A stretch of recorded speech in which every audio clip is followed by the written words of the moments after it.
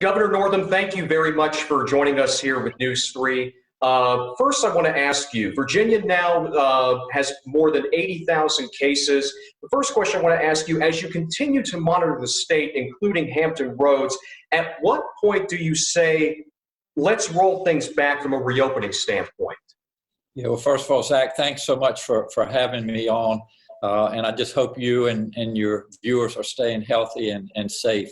I'm a physician. I worked just down the street from your studio at King's Daughters for over 30 years, and I follow the data. And that's what we've been doing as we've dealt with COVID-19 in the Commonwealth of Virginia. That's what I've done as the governor. And we've followed a number of different metrics, our percent positivity, the amount of PPE we have, which we've done a really good job in that regard, starting basically with nothing, our ability to test, our hospital capacity, ventilators, unfortunately our deaths that we are seeing on a daily basis, which is, by the way, a late indicator. But all of these things are followed very closely. I monitor them daily, and it's because of those metrics that we've been able to go into phase 1, phase 2, and now phase 3. And to your question, we are watching the positivity rate very closely. We are at one point a couple weeks ago, we're below 6. We're now at 7.7, meaning that there's more community spread. And especially in Hampton Roads, and this is one of the reasons I really wanted to speak with you today, the positivity rate is up over 12%. That is very, very concerning. I'm going to continue to monitor it. All options are on the table.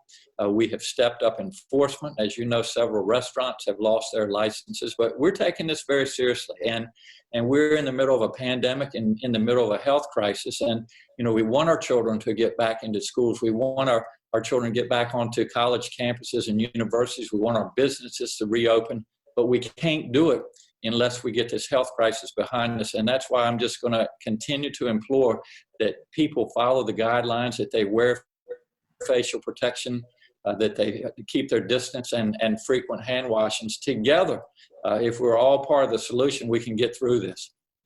And following up on that too, as a physician, where do you believe we need to be to have in-person schooling?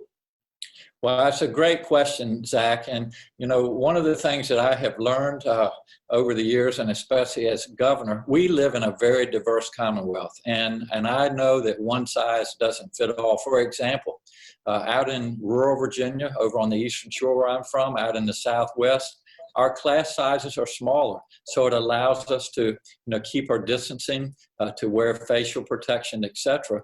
In the urban areas, for example, in Hampton Roads, in Norfolk, and Virginia Beach, Chesapeake, Portsmouth, Newport News, it's difficult. And so while one size doesn't fit all, I have allowed the school districts to make the decisions following our guidelines of how they can open their schools safely and responsibly.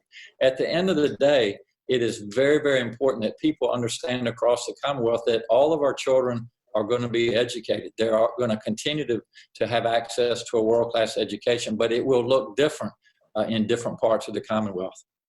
And also, you mentioned masks earlier too. As a physician, can you weigh in, why is the mask mandate so important? Why is it important to wear a mask? It's a great question. I appreciate your question. And, it's not only to protect ourselves, but perhaps more importantly, to protect those that are around us. We know that this virus is spread through the air. It's aerosolized, so that if we're in close proximity to somebody, either speaking to them, if we would happen to cough, sneeze, etc. Zach, this virus is unbelievably contagious. And if it gets in the air near a person, there's a real good chance that they're going to contract it. So to put the mask on, it protects all of us. And I know some people say, well, that's a lot to ask, but it's really not. We're doing it for ourselves, and we're doing it for our friends, our neighbors. And I think most importantly, as a physician, Zach, I worry very much about our hospital capacity. I worry about our frontline workers, whether they be in hospitals, in clinics, in nursing homes, in food processing plants. We need to protect these individuals. And if I see the numbers continue to go up, if I see our hospital capacity get affected, more limited, then we're going to have to make other decisions to keep people safe in Virginia. Where would you say, as far as testing, are you satisfied, sir, with testing so far? We've come a long way. Our first case, Zach, was on March the 7th in Virginia. At that time, we were sending our tests, what few that we could, to Atlanta, to the CDC. Now we're testing between 15 and 20,000 per day. There's always room for improvement, but in order to get through this pandemic, we've got to be nimble. We've got to be able to get into localities. For example, in the Eastern District right now, do more testing, more community sites. I've been president at a couple of those in Chesapeake. And then, as important, to be able to trace. And what I'm hearing from our tracers in Hampton Roads is that a lot of these cases are coming from bars and restaurants and large gatherings. And I ask Virginians to follow the rules, and we're all in this together. And if we can follow these rules, we'll get this pandemic under control and behind us.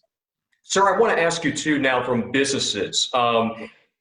What types of protections do businesses have, say, if a person were to get sick, and what kind of protections do businesses have, say, if a person were to file a lawsuit because they got sick? What types of protections, sir, do businesses have? Well, I would ask businesses to follow the rule, Zach. No shirt, no shoes, and now we'll add no mask, no service.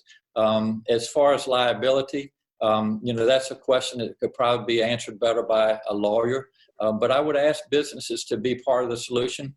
As you may know, I'm a small business owner in Hampton Roads, and again, we have asked our patients when they come in to wear a mask, not only for their protection, but for our protection as well. And so as far as enforcing that, if an individual chooses not to comply with a business and continues to be difficult, then they can be charged with trespassing.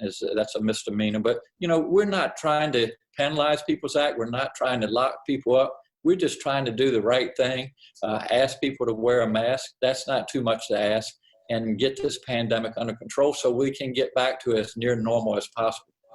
If you could also, too, weigh in from a public health standpoint, what would you say for the state so far since the pandemic began? What are the big takeaways or things to learn from since the pandemic began from a public health standpoint? And also, where are the state's strengths and weaknesses in this realm?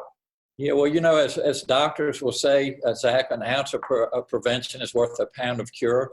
We started fighting this biological war back in late February, early March, with no supplies. I know you've heard us talk about PPE. Governors were literally competing with each other for the supply of PPE. Now we have an adequate supply, which is good. Testing capabilities. Our president said when this started that everybody can get tested. It's a beautiful test. Well, that wasn't accurate. And we have really worked hard to get to the point where we can test 15 to 20,000 individuals per day. So the thing that I've learned, and going into the fall and winter, this virus is here to stay, Zach. Until we have a vaccination, we're going to be dealing with this, and we need to do everything that we can to keep that curve as flat as we can to protect our hospital capacity. And as far as the testing and the PPE, what I've learned is to be prepared. And so we'll continue to ramp up our testing capability in Virginia, and also our PPE supply and our ability to trace. And when people need to be quarantined, we'll direct that. Sir, I also want to get your take too for recent news that just came in. Virginia being added to the list in New York for travelers coming from Virginia to quarantine if they're traveling to New York. Sir, what is your reaction to the state being added to that list? Well, it's pertinent to Hampton Roads because we rely heavily on tourism. And obviously a lot of these individuals are coming from other states. And, we want to be welcoming, Zach. That's a great thing about Virginia. We're a diverse state, and we welcome people to come visit our state, but we need to do it safely and responsibly.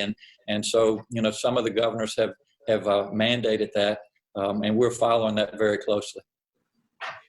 Do you see also, too, getting back to my original question, if at what point do you say, let's roll things back from a reopening standpoint? Do you see any further restrictions coming down the line soon? Well, all our options are on the table. And, you know, I want to get back to as near normal as we can, as quickly as we can, but we need to do it safely and responsibly. And so while I mentioned earlier, the positivity rate through Virginia right now is less than 6. It's over 12% in Hampton Roads. It's 18% in Portsmouth.